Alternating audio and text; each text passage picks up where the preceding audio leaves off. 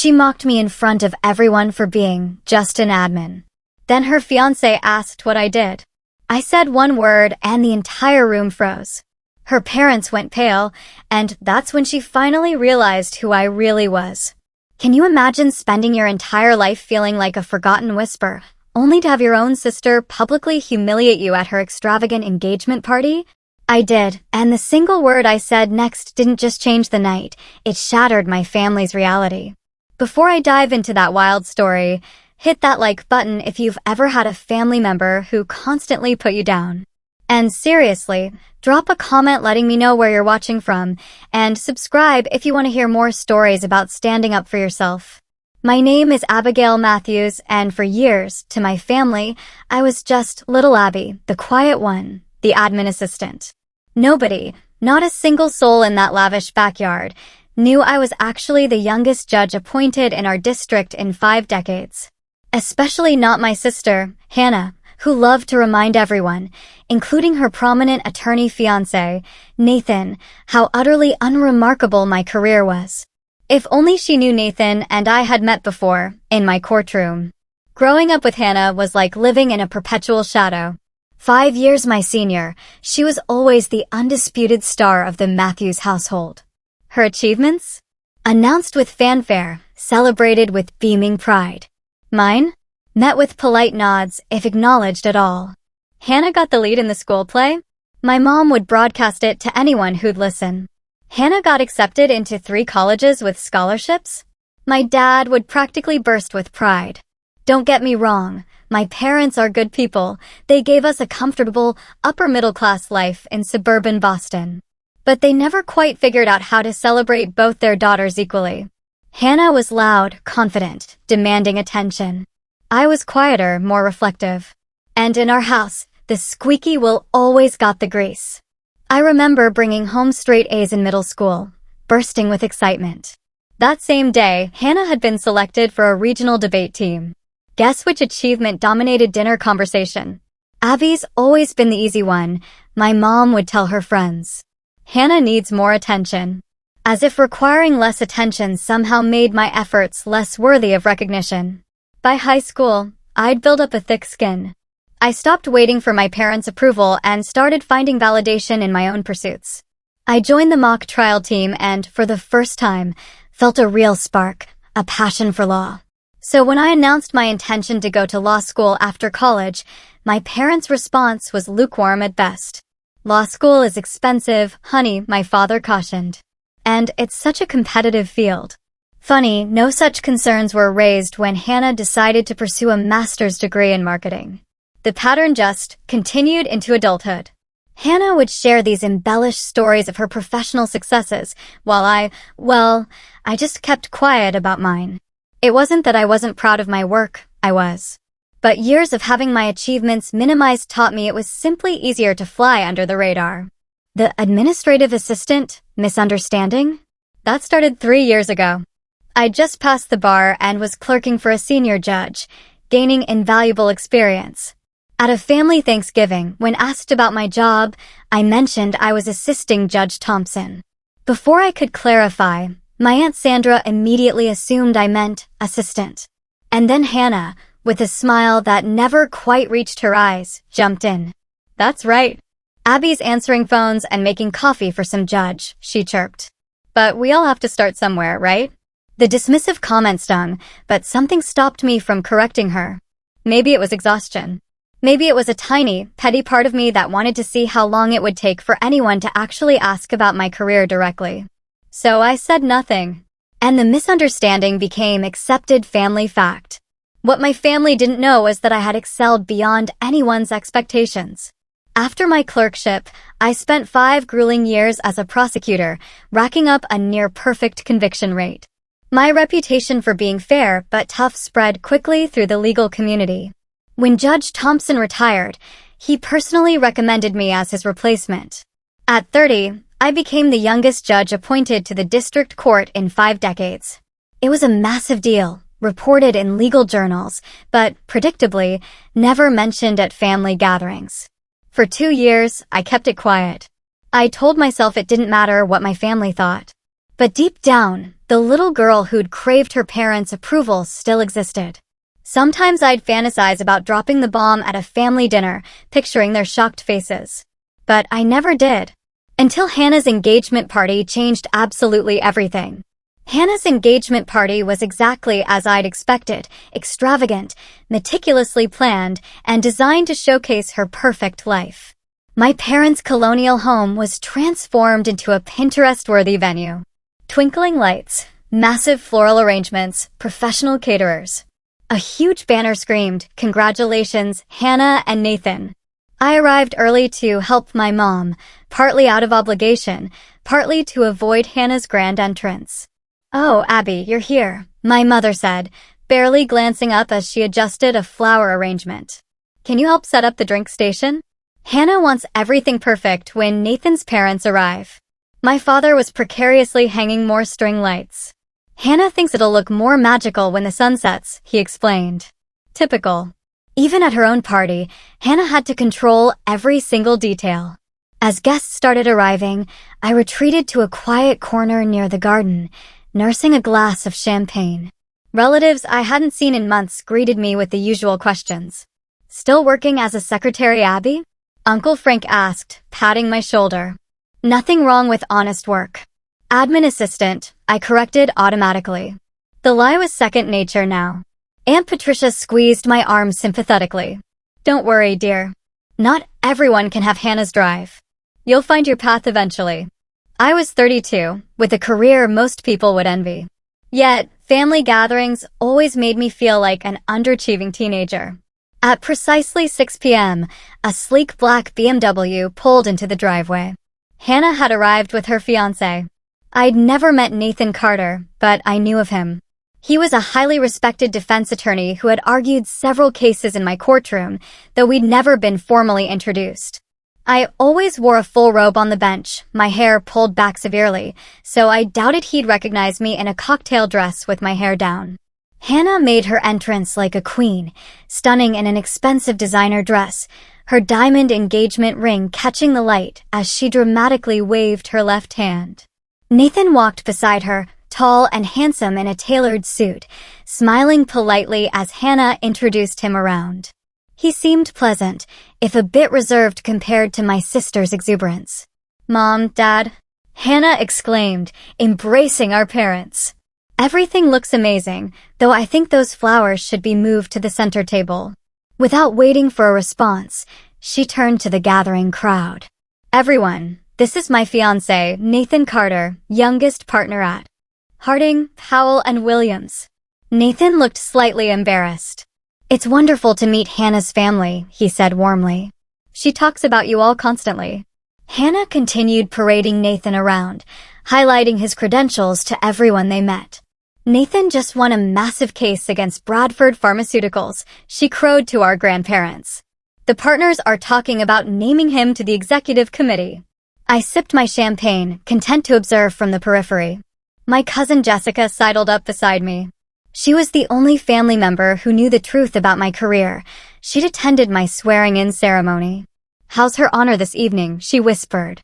I smiled gratefully. "Enjoying the show?" "How long before Hannah mentions Nathan's Harvard law degree?"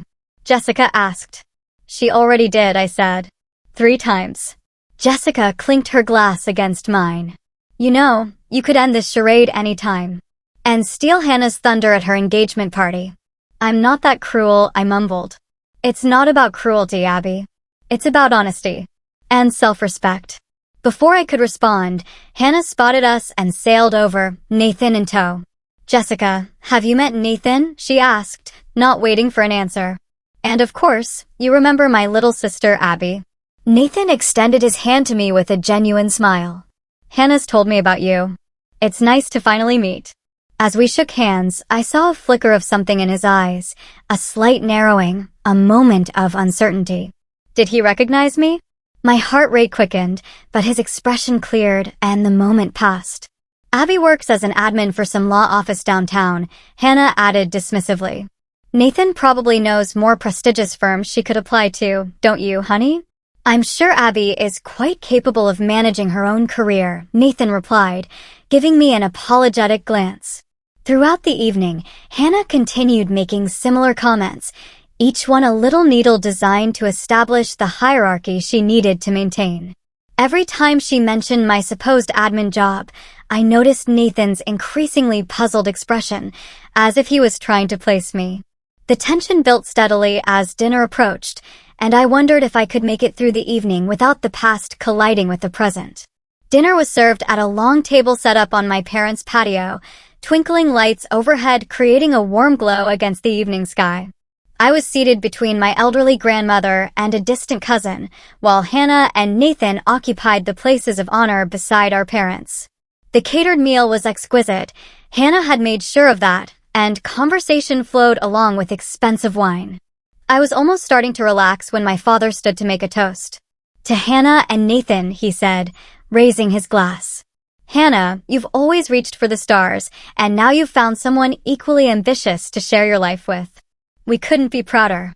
Hannah beamed, basking in the approval I'd rarely experienced.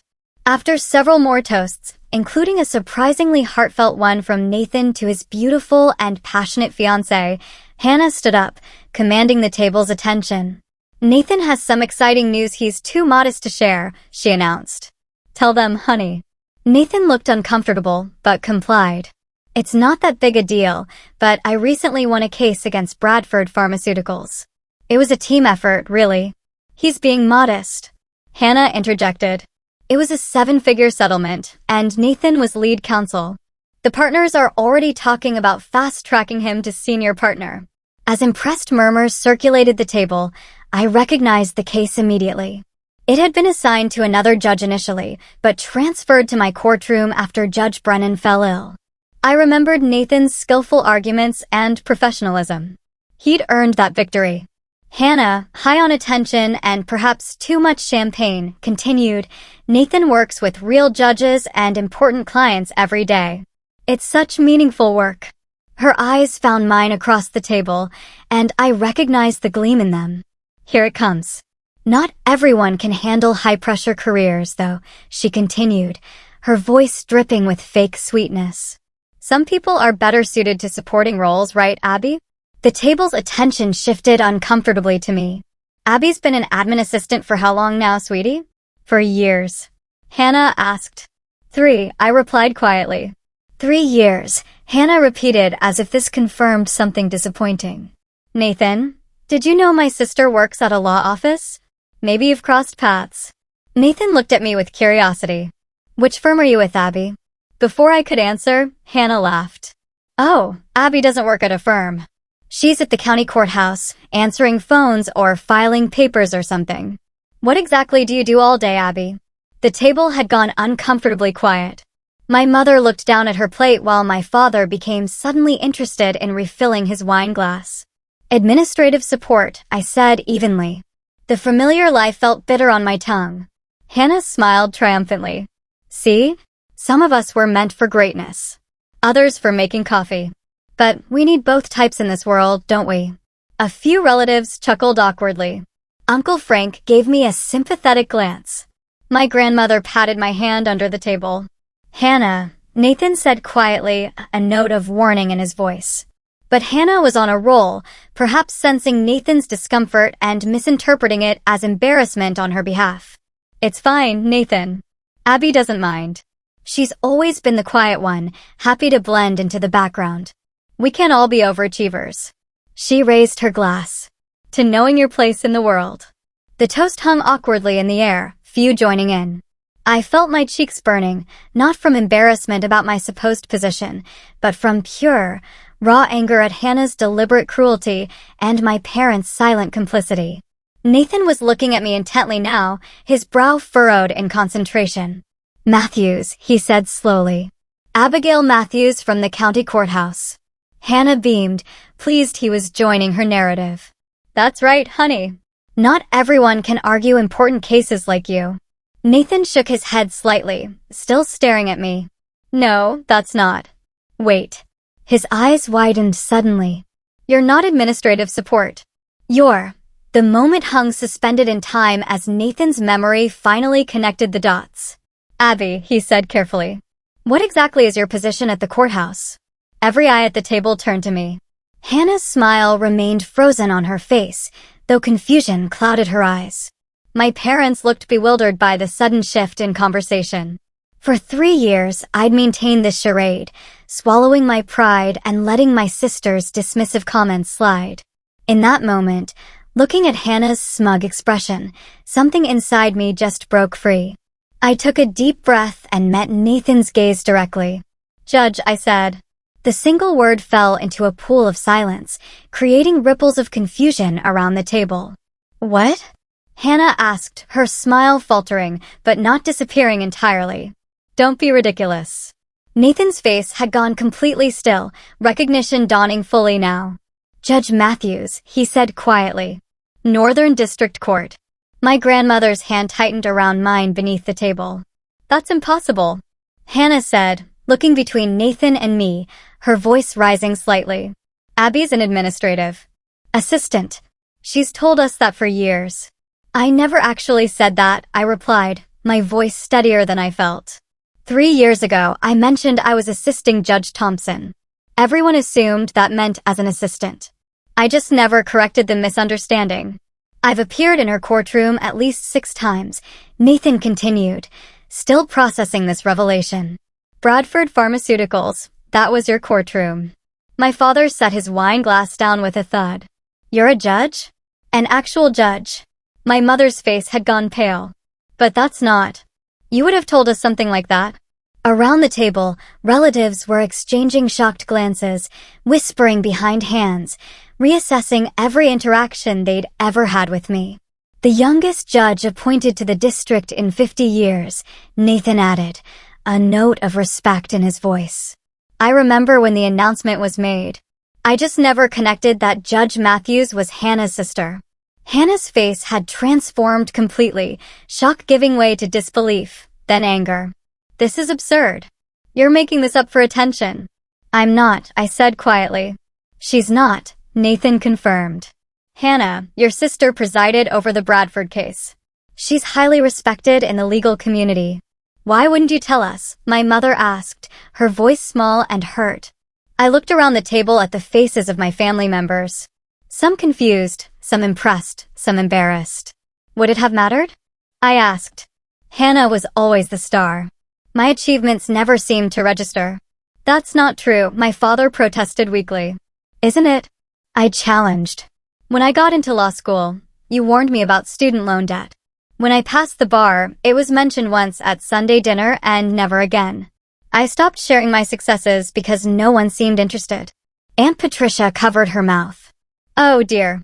All those times I asked if you'd found a better job yet." Uncle Frank looked mortified. "I told the judge of the Northern District Court that there was no shame in honest work. Under different circumstances, their reactions might have been comical." Hannah abruptly stood, her chair scraping loudly against the stone patio. "This is my engagement party," she hissed. "And you're trying to steal the spotlight as usual." "As usual?" I repeated incredulously.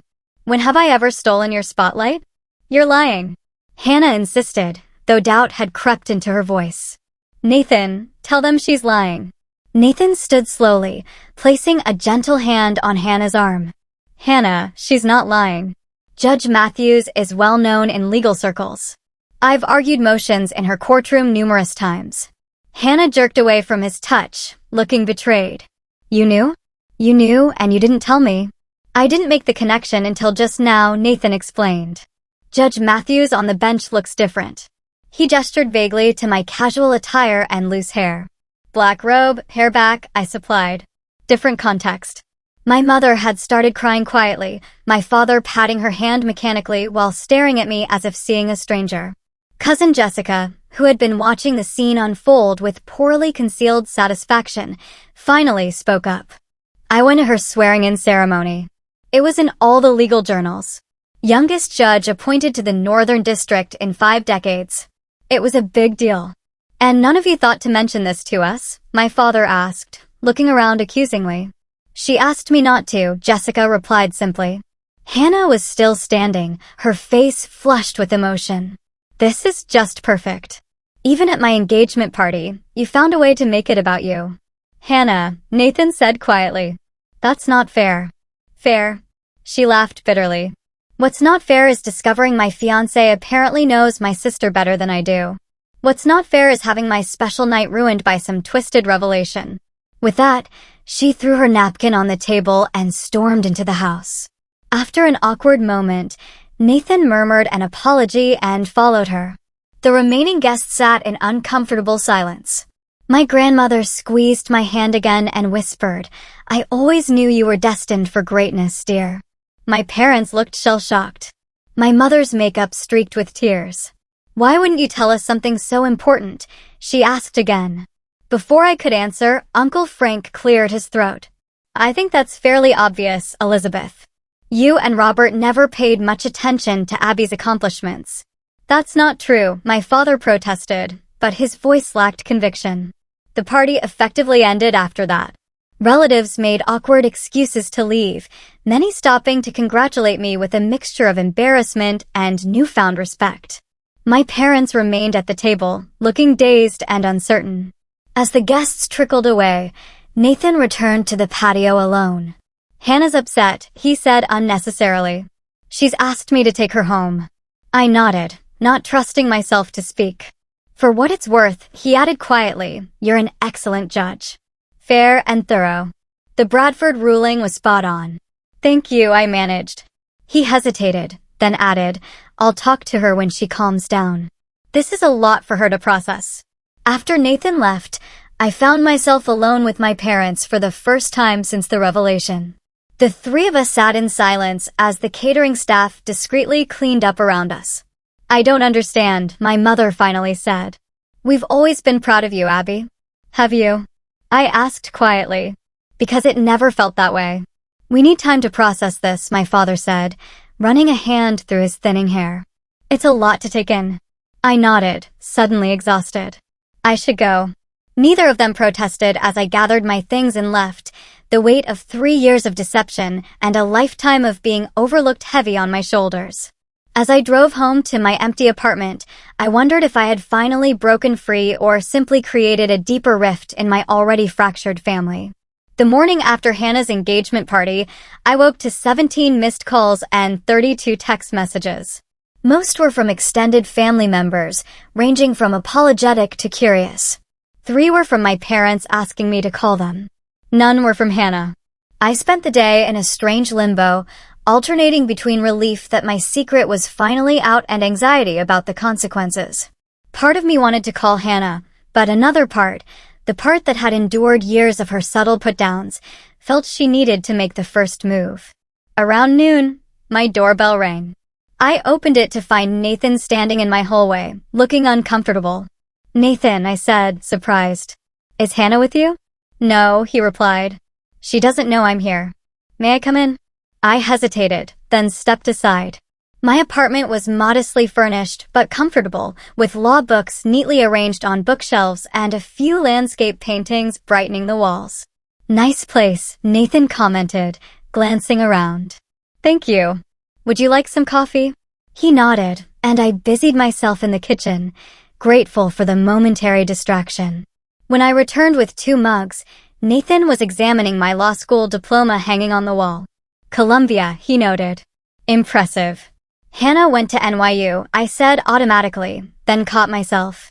The habit of deflecting praise by redirecting to Hannah was deeply ingrained. Nathan took the coffee with a grateful nod.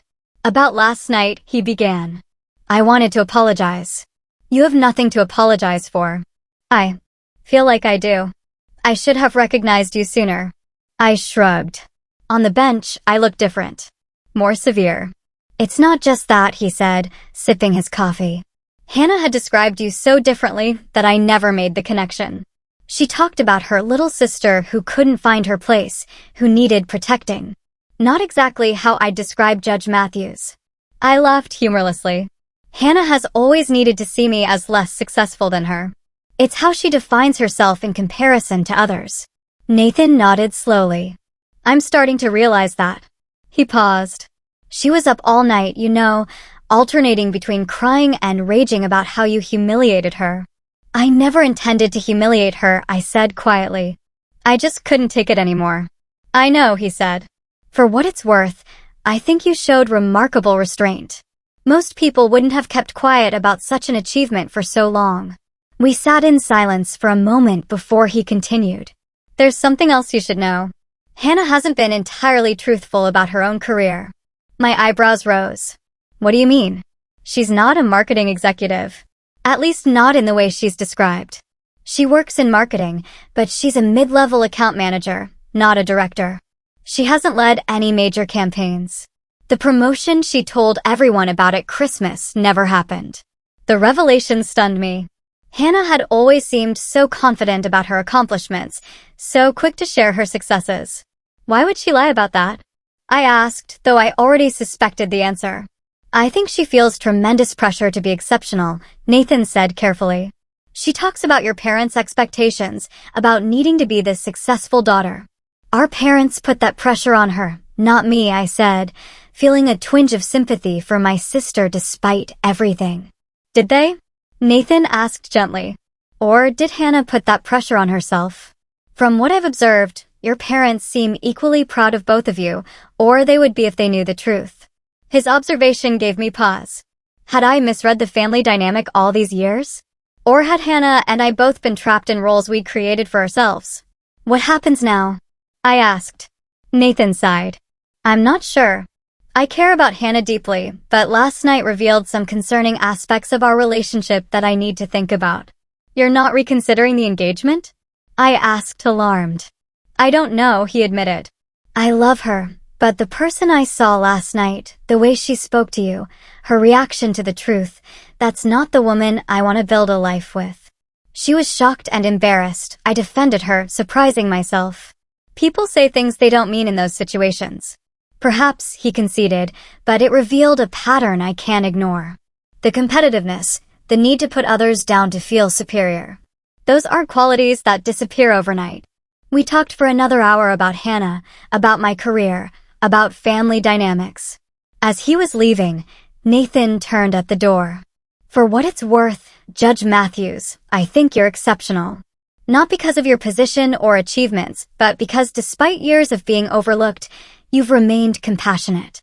Even now, you're defending the sister who never defended you. After he left, I sat alone in my apartment, his words echoing in my mind. The truth was, despite everything, I loved Hannah. She was my sister, and underneath her competitive nature and need for validation, I knew there was a vulnerable person who had perhaps suffered in ways I hadn't recognized. Later that afternoon, as I was reviewing case files for Monday's docket, my doorbell rang again. This time, it was Hannah. Her eyes were red-rimmed, her usually perfect hair pulled back in a messy ponytail. Without makeup and designer clothes, she looked younger, more like the sister I'd grown up with. Can I come in? She asked, her voice quiet. I stepped aside, closing the door behind her as she entered. Nathan came to see you, she said. Not a question. Yes, he told me he did. He also told me he thinks we should postpone the wedding. I winced. Hannah, I'm sorry. Are you? She asked, but without her usual bite. She sounded genuinely curious. Yes, I said firmly. I never wanted to hurt you or ruin your engagement. She moved to the window, looking out at the city below. Why didn't you tell us about being a judge? The question I'd been asked repeatedly since last night, yet coming from Hannah, it carried different weight. Would it have mattered? I asked softly. She turned to face me, and I was surprised to see tears in her eyes. Of course it would have mattered. You're my sister. A sister you've spent years belittling and dismissing, I pointed out, keeping my tone gentle. She began automatically, then stopped herself. I didn't see it that way. How did you see it? She sank onto my couch, suddenly looking exhausted. I don't know. I always felt like I had to be exceptional, like anything less would be failing. Mom and Dad never put that pressure on us, I said, echoing Nathan's earlier observation. Didn't they? Hannah asked. Maybe not directly, but it was always there. The expectations, the subtle disappointment when we didn't measure up. I sat beside her, maintaining a careful distance. I think we interpreted things very differently. Maybe, she conceded. Or maybe they treated us differently. You were always the smart one, the responsible one. I was the pretty one, the social one. I felt like if I didn't excel at something, I had no value. Her words surprised me. Hannah insecure? It seemed impossible. Yet the vulnerability in her voice was unmistakable. So you lied about your job, I said gently. Nathan told me. She flinched. He had no right. Probably not, I agreed. But I understand why you did it. Do you? She asked bitterly. Miss Perfect Judge, who never needed validation. I needed validation, I corrected her. I just stopped expecting it from family after a while. The silence between us was heavy with unspoken hurts and misunderstandings. Finally, Hannah spoke again. I'm not sure who I am if I'm not the successful one, she admitted in a small voice. If I'm not exceptional, you don't have to be exceptional to be worthy, Hannah, I said. None of us do. She laughed humorlessly. Says the youngest judge in 50 years. That's what I do, not who I am. Hannah looked at me for a long moment. When did you get so wise? Probably around the same time you started pretending to be a marketing director, I replied, allowing a small smile. To my surprise, she laughed, a genuine laugh I hadn't heard from her in years. For a moment, we were just sisters again, without the competition and resentment that had defined our relationship for so long. I don't know how to fix this, she admitted. With Nathan, with you, with everyone. Maybe start with honesty, I suggested. It's worked out okay for me so far. She nodded slowly, then stood to leave. At the door, she turned back. I am proud of you, Abby. I always have been. That's part of the problem. After she left, I sat alone again, wondering if this was the beginning of healing or simply a momentary truce in a lifetime of sibling rivalry. Either way, the truth was finally out, and there was no going back to the way things had been before. The week following Hannah's engagement party was a period of uncomfortable transition for the entire Matthews family. My parents called daily, alternating between apologies for not recognizing my achievements and hurt questions about why I'd kept such important information from them. Extended family members sent congratulatory messages years too late, many including awkward acknowledgments of how they'd misunderstood my career. Hannah and I maintained a cautious distance, communicating primarily through brief text messages. She was trying to salvage her relationship with Nathan, who remained troubled by the dynamics he'd witnessed at the party. 10 days after the revelation, my mother called to invite me to Sunday dinner, a weekly tradition I'd been avoiding for months with work excuses. Everyone will be there, she said, a note of pleading in her voice. Hannah, Nathan, your father, and I. We need to talk as a family. I agreed reluctantly, knowing the conversation was necessary, but dreading it nonetheless. Sunday arrived with a sense of foreboding. I dressed carefully in casual, but professional attire, a subtle statement that this was who I truly was. As I drove to my parents' house, I rehearsed what I wanted to say, the boundaries I needed to establish. My father answered the door, embracing me awkwardly. Abby, he said, his voice gruff with emotion. Good to see you. The house smelled of my mother's pot roast, her standard Sunday dinner fare. In the living room, my mother was arranging flowers while Hannah sat stiffly on the couch. Nathan stood by the fireplace, looking uncomfortable, but determined. Abby's here, my father announced unnecessarily. My mother rushed over, hugging me tightly. We're so glad you came, she whispered.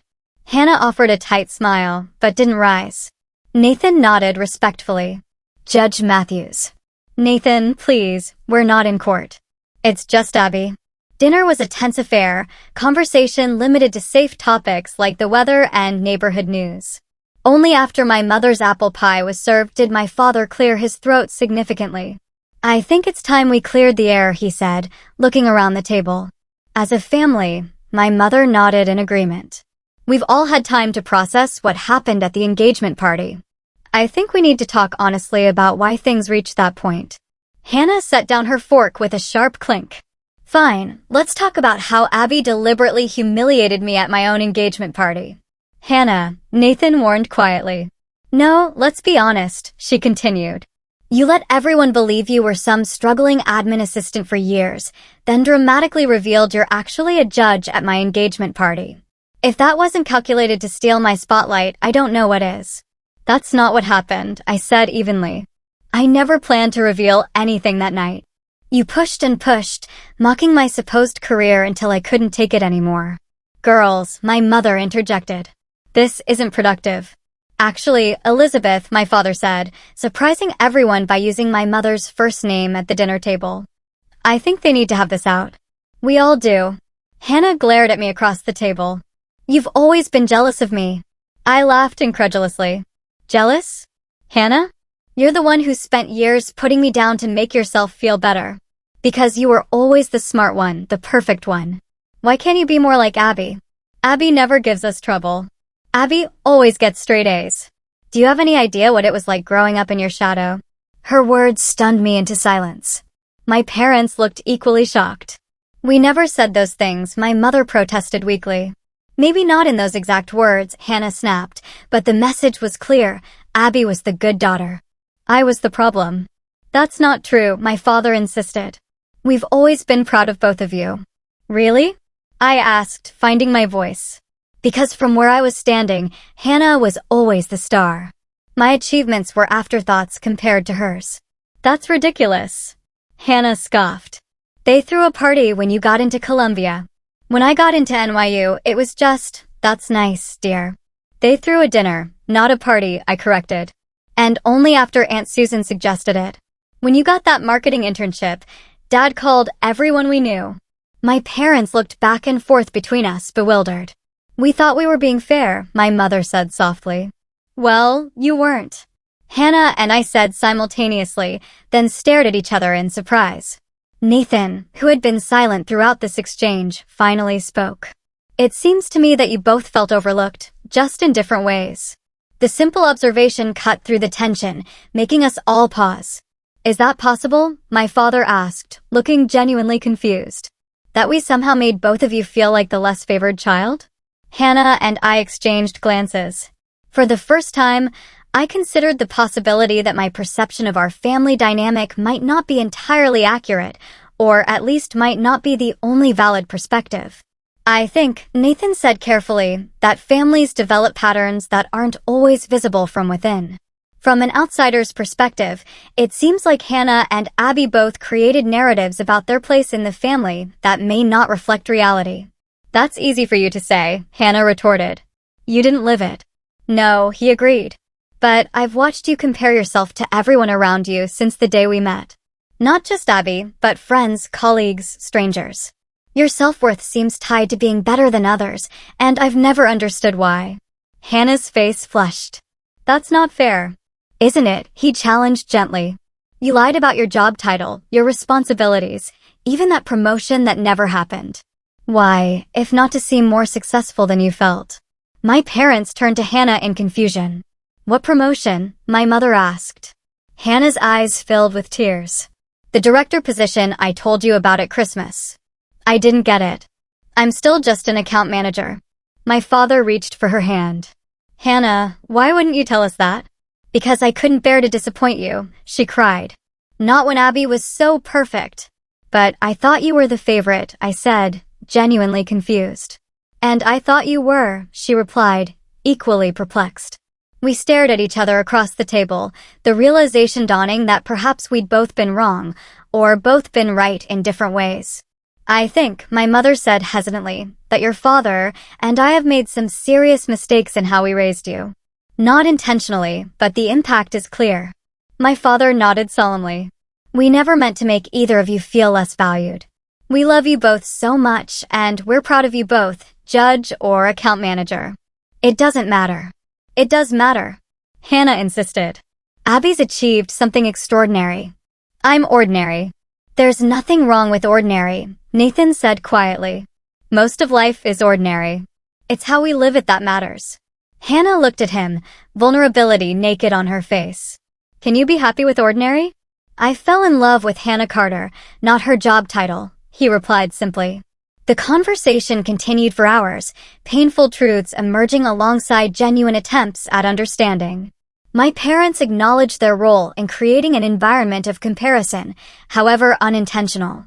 Hannah admitted her insecurities and the lies they'd driven her to tell. I confessed how I'd used my secret success as a weapon of sorts, waiting for the perfect moment to reveal it. None of us emerged blameless, but by the end of the evening, something had shifted. The carefully constructed narratives we'd all been living by had crumbled, making way for something potentially more authentic. As Nathan and Hannah prepared to leave, my sister pulled me aside. "I'm sorry," she said simply. "For a lot of things." "Me, too," I replied. "I don't know how to be your sister without competing with you," she admitted. "Maybe we can figure it out together," I suggested. She nodded, a tentative smile forming. "I'd like that." It wasn't a perfect resolution. Decades of misunderstanding couldn't be undone in a single evening, but it was a beginning. A real, honest beginning.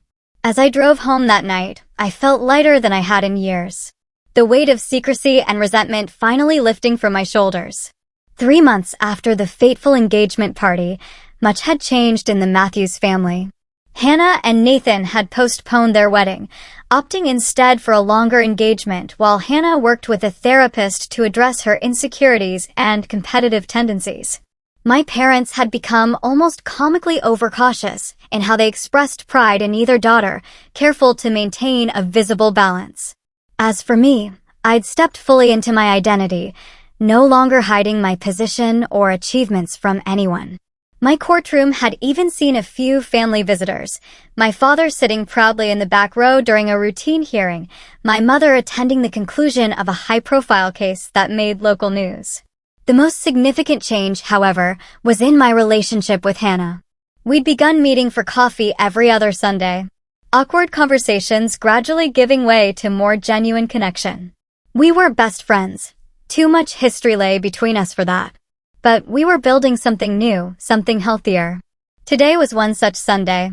I arrived at our usual cafe to find Hannah already seated, 2 steaming mugs on the table. "Court roast for the court lady," she said, pushing my coffee toward me with a smile that held only a hint of its former edge. "Thanks," I replied, settling into the chair across from her. "How's work?" A shadow crossed her face, then cleared. "Actually, good. I told my boss I want to earn that director position legitimately. He's created a development plan with me." "That's great, Hannah." "Really?" "It's strange," she mused. "How much energy I wasted pretending to be something I wasn't. I could have used that energy to actually become it." I nodded, understanding completely. "How are the wedding plans coming?" "Slowly. Nathan wants something smaller than I originally planned. He says the marriage matters more than the wedding." "He's probably right." "Wise man," I commented. "You chose well." Hannah smiled genuinely. "I did, didn't I? Even if he did almost call off the engagement after meeting my family." We both laughed. The painful memory now softened enough to become almost humorous. "Mom and Dad want us all to come to dinner next weekend," Hannah said. "They're celebrating their anniversary." "I'll be there." I promised. "Oh, and Nathan mentioned he's appearing in your courtroom Tuesday, the Westlake case." "Yes," I confirmed, pleased that she could mention it without tension, though of course I can't discuss it. "Of course not, Your Honor," she teased with none of the former mockery. Later that week, I found myself hosting a dinner of my own, a small gathering for women in the legal profession, something I'd started organizing monthly as a way to mentor younger attorneys. Among them was a shy second-year associate named Zoe, clearly brilliant, but struggling to find her voice in a male-dominated firm. "Judge Matthews," she said quietly as the other guests mingled. "May I ask you something personal?" "Of course," I replied. "How did you become so confident, so sure of yourself?" I smiled, thinking of the journey of the past few months. I wasn't always. For years, I hid my achievements because I was afraid of how others would react. I let people underestimate me because it seemed easier than facing their jealousy or expectations. Her eyes widened. "Really? But you're so accomplished." "Accomplishments and confidence don't always go hand in hand," I explained. I had to learn that hiding my light didn't serve anyone. Not me. Not the people who could benefit from my example. Not even the people I was trying to protect by staying small. "What changed?" she asked. I realized that my worth wasn't determined by other people's perceptions, and that by denying my own success, I was actually reinforcing the idea that it was something to be ashamed of. Zoe nodded thoughtfully. "I struggle with that. Speaking up in meetings, taking credit for my work. I always worry I'll come across as arrogant. There's a difference between confidence and arrogance, I told her. Confidence is knowing your value. Arrogance is needing others to acknowledge it. When you're secure in yourself, you don't need to compare or compete. A lesson I wished I'd learned years earlier, one that might have spared Hannah and me so much pain. The following Sunday, my parents' anniversary dinner brought the four of us together again. The tension that had characterized our family gatherings for years had diminished, replaced by a cautious warmth. We were learning to see each other as we truly were, not as the characters we'd assigned each other in our family drama. After dinner, as my father and Nathan discussed a recent Supreme Court decision, Hannah approached me with 2 glasses of wine. "I wanted to tell you something," she said, handing me one. "What's that?" "I saw your name in the Bar Association Journal. The article about the Kingston ruling."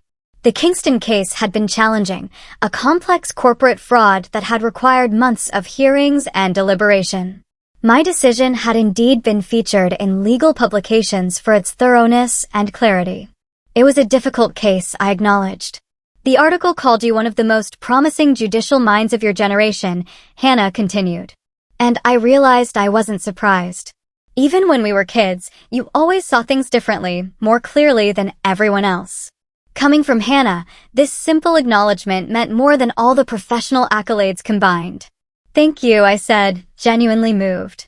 "I'm proud of you, Abby," she said, the words no longer seeming to cost her anything. "And I'm sorry it took me so long to say that."